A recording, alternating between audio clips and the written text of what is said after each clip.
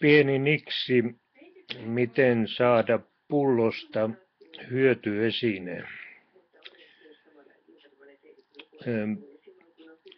Pullosta voi saada vaikka juoma-astian, vaikka kukkamaljakon ja sitten pullon yläosasta vaikka suppilon. Pullon katkaisu onnistuu parhaiten laittamalla spriihin kastettu villalanka katkaistavan kohdan ympärille suoraan ja sitten sytyttää se tuleen sitten tulitikulla ja välittömästi sen jälkeen, kun se on kuumentunut, niin jääkylmää vettä siihen päälle, niin pullo katkeaa melko suoraan.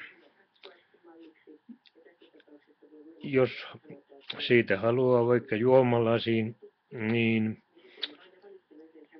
siihen voi jäädä